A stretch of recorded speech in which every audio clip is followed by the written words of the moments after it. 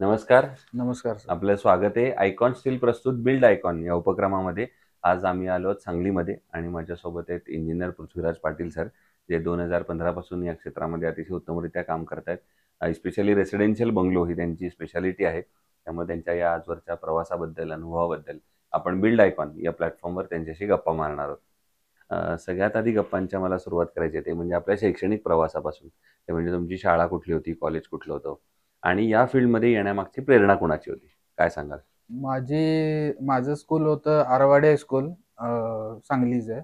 आणि माझं degree complete झालं PVPIT Budhgaon, Vasantdada Patil institute of technology Budhgaon या कॉलेजमधून. आणि माझं सिव्हिल क्षेत्रात पदार्पण करण्यासाठी माझा मोठा भाऊ हा सिव्हिल इंजिनियर आहे. त्याच्याकडे बघून मला प्रेरणा मिळाली की या क्षेत्रात मी उतरावं आणि या क्षेत्रात माझं नाव मोठं करावं. अशी माझे गुरु म्हणजे माझे मोठे भाऊच आहेत. त्यांच्याकडून मला मिळालेली आहे प्रेरणा. मग हा जसा एक प्रवास होता की मोठ्या भावांकडनं आपल्याला प्रेरणा मिळाली, तर मग त्याच्यानंतर सिव्हिल इंजिनिअरच्या आयुष्यात आणखीन एक स्ट्रगल असतो. ते म्हणजे स्वतःची पहिली केलेली साईट वैयक्तिकरित्या. तर तो अनुभव कसा होता? तेव्हा काही दडपण आलं का? कुणाच्या रेफरन्सने ती साईट मिळाली?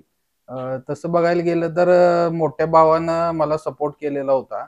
त्यामुळं त्याच्या अंडर गायडन्स मध्येच मी हे कंप्लीट करत गेलो आणि तो जसं इन्स्ट्रक्शन देईल ते मी फॉलो करत गेलो. त्यामुळे मला पहिली साईड करताना एवढं डिफिकल्टी जाणवली नाही.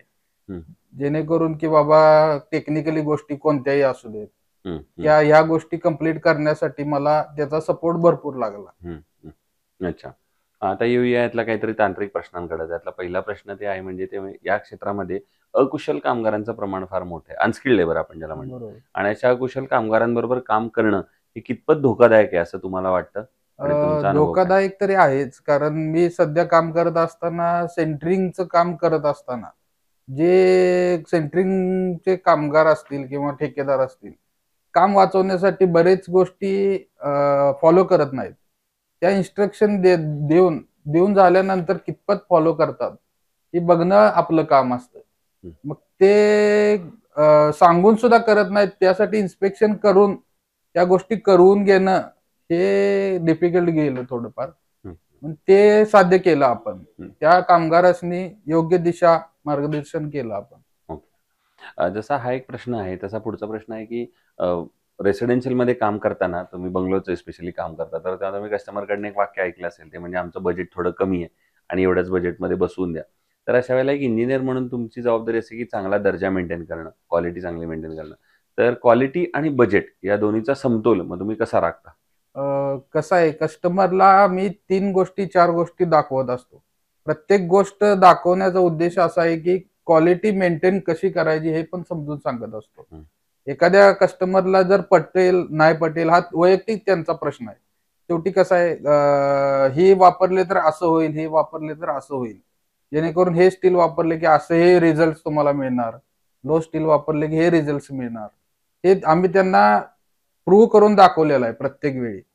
त्यानुसार मग कस्टमरच्या मनात काय प्रोसेस होईल, काय होईल, हे त्यांचा प्रश्न आहे शेवटी. बरोबर.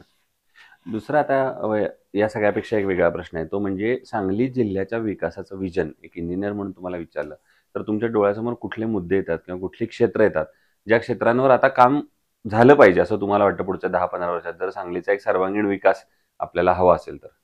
तसं बघायला गेलं तर सांगलीत आयटी पार्क कुठे नाहीये. सांगली जिल्ह्यात, कोल्हापूर जिल्ह्यात आहे, पुणे जिल्ह्यात आहेत. पण सांगली जिल्ह्यात आयटी पार्क होणे हं, लय महत्वाच्या गोष्टी आहेत. बरं. त्यामुळे माणसांना कन्स्ट्रक्शन पण वाढेल, प्लस रोजगार पण मिळेल, प्लस माणसांचे म्हणजे आटपाडी, जत या साईडच्या माणसांची म्हणजे जे पुण्याला जाऊन काम करतात, त्यांना ते सांगली हे भाग जवळ पडेल. हं, हं. त्यासाठी आयटी वर्क म्हणा, कन्स्ट्रक्शन बिल्ड म्हणा, हे होणं गरजेचं आहे. ओके. जर आयटी फील्ड आलं पाहिजे हा फार महत्त्वाचा मुद्दा आहे तुमचा. तर हो. मग सरकारनं काय पावलं उचलली पाहिजेत? सध्या सध्या तर कसं आहे, आयटीला जागा दिलेली आहे कंपन्यांनी. पण ती जागा डेव्हलप करण्यासाठी सरकारनं पुढे प्रोसेस फॉरवर्ड केलेली नाहीये. हं. मग ती करावी अशी माझी इच्छा आहे. Okay, okay. दुसरं आतापर्यंत तुम्ही केलेल्या प्रोजेक्ट्समधला एखादा आयकॉनिक प्रोजेक्ट सांगू शकाल का? की जो तुमच्या पण जास्त जवळचा आहे, आनंद समाधान तो करताना जास्त वाटलं? मी एक बंगलो केलेला होता. हं. त्या बंगलोमध्ये कसं आहे, माझा डिफिकल्ट माझं कुठे येत ते क्युरिंग पार्टला येत होती. हं. म्हणजे ते मालक वगैरे जास्त पाणी मारणे किंवा हे क्युरिंग करत नव्हते. त्यासाठी मी त्यांना सजेस्ट केलं, की तुम्ही एक बॅग घेऊन या 20 लिटरची किंवा सलाईनची बॅग असतात 20 लिटरच्या. त्या बॅग घेऊन तुम्ही ते क्युरिंग चालू करा. कॉलमवर ठेवा. क्युरिंग हा पिरियड काँक्रीटसाठी किंवा ह्याच्यासाठी कन्स्ट्रक्शनसाठी मस्ट आहे. आणि ते 28 दिवस क्युरिंग होतच नाहीये. कुठेही जावा. 2 दिवस पाणी मारतात, परत बंद करतात. काम होत नाहीये म्हणून. मग तेच जर एखादी बॅग वगैरे आपण ठेवली कॉलमवर किंवा एखादी भिंतीवर बॅग ठेवली, ते ड्रिप सारखं पाणी क्युरिंग होत जातं पूर्ण काँक्रीटचं. हं. मला हा प्रश्न आहे, की क्युरिंग पिरियड हा पूर्ण साइटवर होतच नाहीये. हं. कुठंच गेला तरी. ओके. तो सॉल्व्ह व्हावा. तो सॉल्व्ह व्हायला पाहिजे. बरोबर आहे. दुसरा आणि एखादा असा प्रोजेक्ट की जो करताना काहीतरी अडचणी आल्या, समस्या आल्या आणि एखाद्या आव्हानावर तुम्ही कशी मात केलीत, असा एखादा प्रसंग आठवतोय का? तसं बघायला गेलं तर मला अडचण होती लेबरची. हं. समजा माझं सेंटरिंग आहे काम. हं. मी सेंटरिंगचे लेबर मागवायला गेलो. लेबर येत नव्हते साईटवर. त्यासाठी मला बाहेरची लेबर मागवायला लागले बंगाल वगैरे या साईडवर. हं. हं. मागवताना काय करायचे पेमेंट पाठवायचे, लेबर यायचे नाहीत. हं. मग त्यासाठी मी प्रोसेस केली, की लेबरचा इथं जो ठेकेदार आहे त्यांना अंगावरच काम देऊन लेबर मागवायचे. हं. हं. अच्छा. असं म्हणजे तुम्ही त्याच्यात हे हां. केलं त्यामुळे. बरोबर. त्यामुळं तो तिथल्या माणसांना म्हणजे आणण्याची जबाबदारी त्याच्यावर राहिली. Okay, okay. दुसरं कन्स्ट्रक्शनमध्ये जेव्हा स्टील निवडण्याची वेळ येते, तेव्हा तुम्ही काय पॅरामीटर्स ठरवता मनात आणि मग निवडता स्टील? तसं बघायला गेलं तर स्ट्रेंथवरच डिपेंड आहे स्टीलचं काम. कॉम्प्रेसिव्ह स्ट्रेंथ असू दे, टेन्साईल स्ट्रेंथ असू दे. तसं कंपनीचा रिपोर्ट जर बघायला गेलं तर भारत स्टील वगैरे हे पण आहेत, लोकल स्टील आहेत. पण ते कसं कॉम्प्रेसिव्ह स्ट्रेंथ वगैरे चेक केल्याशिवाय पण काही उपयोग नाही ना. हं. हं. हं. त्यामुळे स्टीलची स्ट्रेंथ आणि बघूनच बघितलं सिलेक्ट पाहिजे. केले पाहिजे. मग आयकॉन स्टील तुम्ही कुठल्या प्रोजेक्टवर वापरलंय का आणि तुमचा अनुभव कसा होता? हो, वापरले. बंगलोला वापरलेत, 2-3 ठिकाणी वापरलेत हं. Icon steel. हं. एकदम बेस्ट आहे स्टील हं. आणि पाहिजे त्या साईजमध्ये आपल्याला अवेलेबल आहेत. हं. त्यामुळं ते सोपं गेलेलं आहे. बरं. आणि आता अगदी शेवटचा प्रश्न, ते म्हणजे या क्षेत्रात तुमच्यासारखे जे तरुण आता येत आहेत, ज्यांचं पहिलं पाऊल आहे, जे फ्रेशर्स आहेत, ज्युनियर्स आहेत, तर त्यांना एक सीनियर म्हणून, मित्र म्हणून तुम्ही काय सल्ला द्याल? मी असा सल्ला देईन, की साईटवर मॅक्सिमम वेळ घालवा. हं.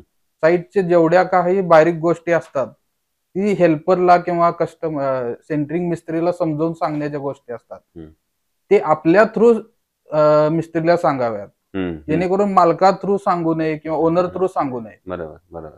एखाद्या साईटच्या चुका आहेत त्या मिस्त्री टाळण्यासाठी इंजिनियर इज मस्ट. क्या बात है! तो ते इंजिनियर पृथ्वीराज पाटील सर आणि त्यांनी सांगितलं त्याप्रमाणे कम्युनिकेशन हे करण्यासाठी इंजिनियर हा फार महत्त्वाचा दुवा आहे आणि मला असं वाटतं, की ते भारताच्या विकासापर्यंत हा दुवा फार महत्त्वाचा आहे. कारण एका अर्थानं भारताच्या विकासामध्ये इंजिनिअरचं कॉन्ट्रिब्युशन फार मोठं आहे आणि त्यामध्ये तरुण इंजिनिअरचा तर वाटा अर्थातच आम्हाला फार महत्त्वाचा आहे. पुन्हा एकदा आपले मनापासून आभार आणि भविष्यात सुद्धा अशाच आयकॉनिक प्रोजेक्टची निर्मिती तुमच्या हातून घडावी, याच आयकॉन स्टीलतर्फे मनःपूर्वक शुभेच्छा. धन्यवाद.